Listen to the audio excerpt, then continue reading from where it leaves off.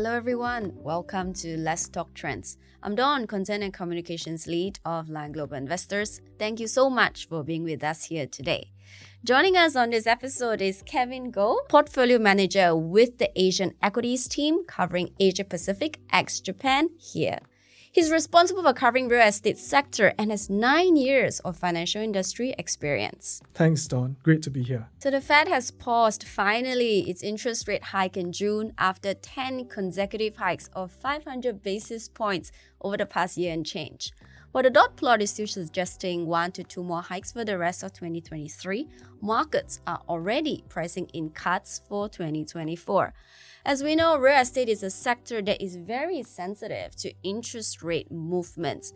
Historically, when the Fed stopped raising rates, Singapore Real Estate Investment Trust, or what we also call S-REITs, outperformed the Straits Times Index, which is a widely recognized benchmark index for the Singapore stock market, by about 4 to 7%.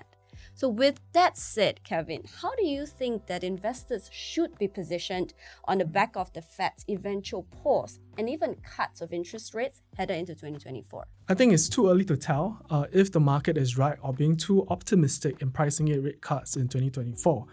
This is very much dependent on the inflation data, the strength of the US economy, and the Fed's assessment of the appropriate interest rate to bring inflation back to 2% inflation target. But you're right in saying that there is a growing consensus that we're reaching peak interest rates after 500 basis points of interest rate hikes since March 2022.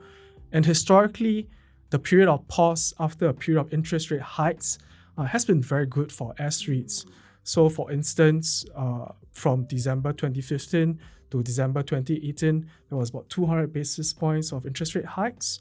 And from the last interest rate hike in December 2018 to the first interest rate cut in July 2019, the S-REITs sector as a whole grew by 15% and outperformed the S-REITs STR index by almost 700 basis points.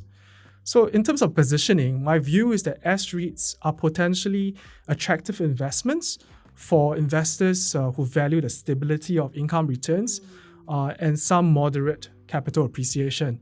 At a fundamental level, the stabilization of interest rates and eventual interest rate cuts will allow S-REITs to carry out more M&A activities to grow their asset base, potentially lower interest expenses, and improve their overall valuation. Wow, thanks so much. That's so much to unpack. So I just want to summarize quickly for our investors. So when Fed pause or bring the interest rates down, it will lower the borrowing costs for the S-REITs and have a positive knock-on impact on their earnings and possibly for more M&A. And we like the big blue chip guys with solid balance sheets. That's right, Don. Great to know. So I want to talk a little bit about the slowing growth globally. US might be heading into recession later this year, early next year. Growth in Eurozone is facing headwinds and China's economy seems to have stalled.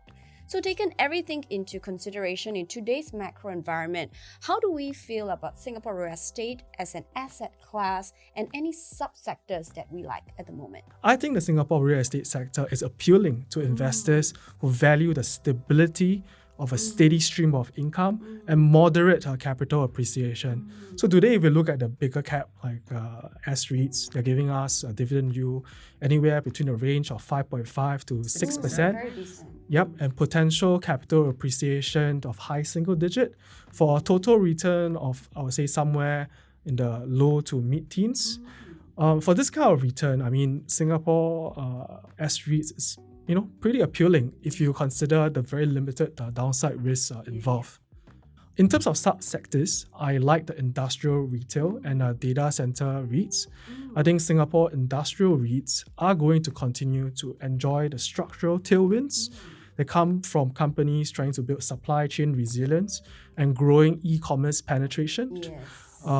I think it's also worth remembering that many of these Singapore industrial REITs have exposure to a lot of overseas markets, like in Australia, where there's strong growth.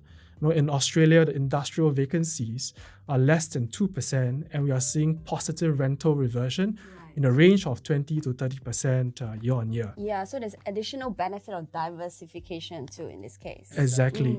I also like retail REITs. Is set to benefit from Singapore's favorable supply and demand dynamics. Because there's a limited number of new malls that will open in Singapore in the next few years. I think suburban malls catering to non-discretionary spending will continue to do well because they cater to the day-to-day living needs of Singaporeans.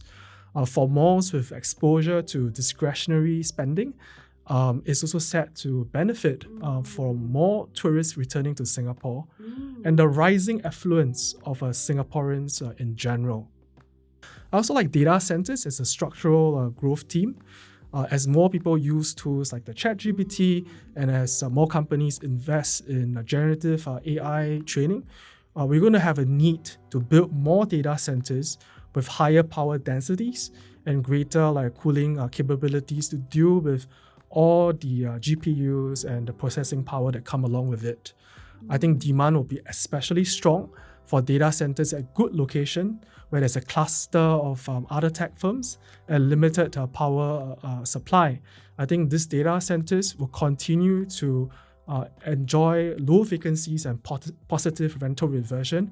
And I think this theme of data centers will be a growth theme with us for the next few years. Yeah, I absolutely agree. Everything now is on the cloud. So data center is definitely going to be a very interesting structural long-term theme that we like within Singapore real estate. So the US commercial real estate space has seen some signs of faltering recently on the back of the massive interest rates hike that we spoke of, and the regional banking crisis earlier this year has definitely tightened lending conditions. And also since the pandemic, the work from home trend has fundamentally changed the work paradigm on the office space. Are we seeing similar concerns here in Singapore? Definitely not. I do not expect to see the same kind of distress, office opportunities and defaults in the US real estate market to happen in Singapore. I think firstly, it's important to recognize that the supply and demand dynamics in the US are very different compared to Singapore.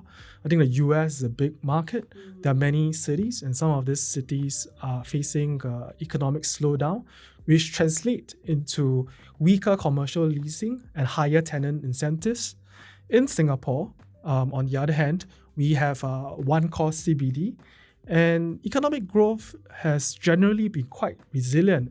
I think the GDP growth for second quarter was up by 0.7% year on year. And in the last few years, we have generally seen rising rents and tight vacancies. This is mainly driven by a lack of new supply and strong demand from the banking sector, family offices, and asset managers. Secondly, I think that ownership matters. In key metropolitan areas like in New York, the office sector is a lot bigger, and many of them are privately held older buildings for historical reasons. In contrast, the Singapore office market consists mainly of newer office buildings owned by REITs and institutions. If the office is institutionally owned, especially by REITs, with strong pre-leasing commitments and high occupancies, it's very difficult to imagine a scenario where there will be distressed asset sales with steep price discounts because these guys are going to have a strong holding power.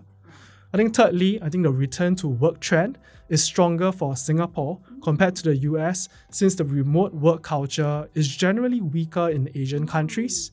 I think many of us, go back to office 2 to 3 times a week. Yes. But this is not necessarily the case in the US market. Yeah, maybe in Singapore and Asia, it's we are smaller here, so it's easier to travel on MRTs and buses, and we don't need to work remotely all the time. Exactly. And I think that if you ask me in summary, I think there are strong contrasts between the US and Singapore office markets.